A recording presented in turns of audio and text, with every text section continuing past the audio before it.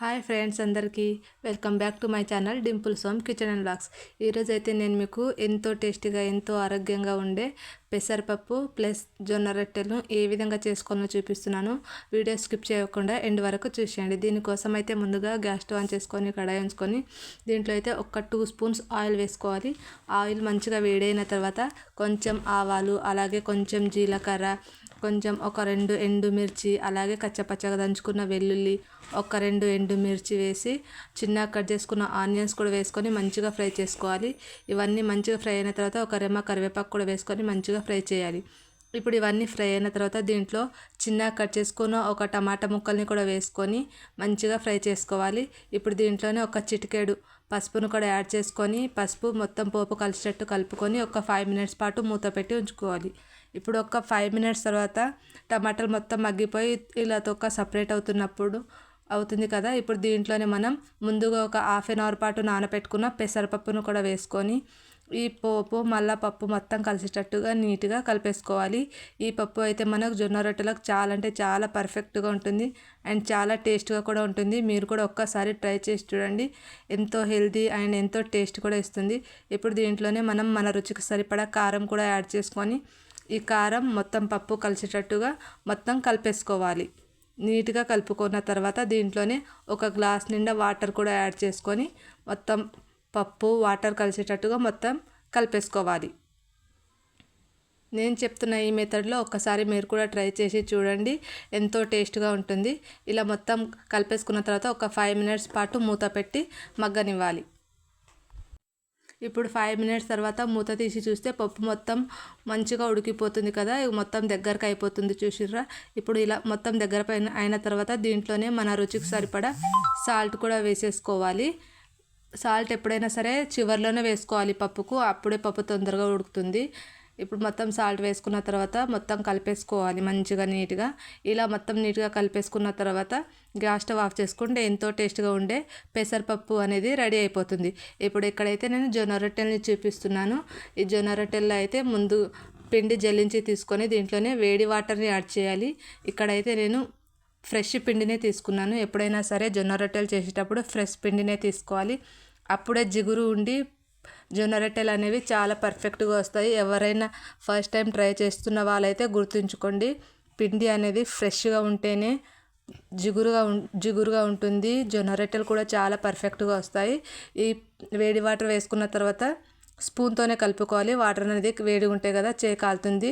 ఇప్పుడు మొత్తం వాటర్ కలిపేసుకున్న తర్వాత మొత్తం ఇలా సైడ్కి ఒత్తేసుకొని పెట్టుకోవాలి. ఇలా చేయడం వల్ల ఏంటంటే దీంట్లో వాటర్ అనేది చల్లగా అవ్వవు, వేడి అనేది పోదు. ఇంకా జొన్న రొట్టెలు కూడా స్మూత్గా చాలా బాగా వస్తాయి.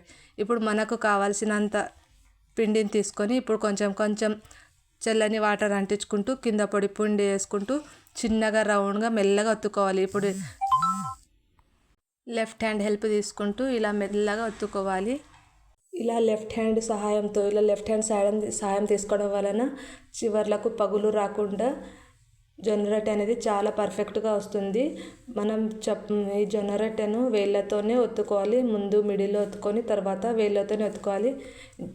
జొన్న రొట్టె అనేది మనకు జారితేనే మంచిగా వస్తుంది. కింద పొడిపిండి వేసుకుంటే చాలా పర్ఫెక్ట్గా చాలా ఈజీగా వస్తుంది. ఇప్పుడు నిదానంగా సైడ్ నుంచి తీసి వేడిగా ఉన్న పెనం మీద వేసుకోవాలి. గుర్తుంచుకోండి, జొన్న రొట్టె చేస్తున్నప్పుడు పెనం ఎప్పుడైనా వేడిగానే ఉండాలి. ఎవరైనా ఫస్ట్ టైం ట్రై చేస్తున్నప్పుడు ఒక 2-3 సార్లు ట్రై చేయండి. మనకు ఫస్ట్ టైమే ట్రై చేసినప్పుడు పర్ఫెక్ట్గా రావాలని ఏం లేదు. ఖచ్చితంగా దీనికైతే అనుభవం ఉంటేనే పర్ఫెక్ట్గా చేయగలగము.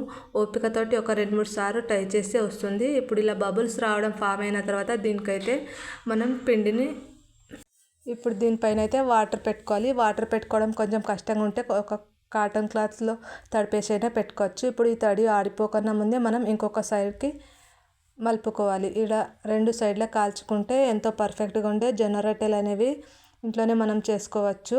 ఇప్పుడు ఇంకొకటి కూడా చేసి చూపిస్తున్నాను, చూడండి.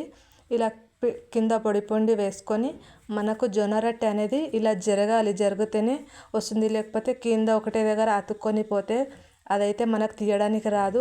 మధ్యలో వాటర్ అన్న పెట్టుకుంటూ లేదా పొడి పిండి పెట్టుకుంటూ మనకు ఎట్లా కంఫర్ట్గా ఉండి ఎట్లా జరుగుతుంది అంటే అట్లా పెట్టుకుంటూ చిన్నగా స్లోగా వేళ్ళతోని మాత్రమే చేసుకోవాలి.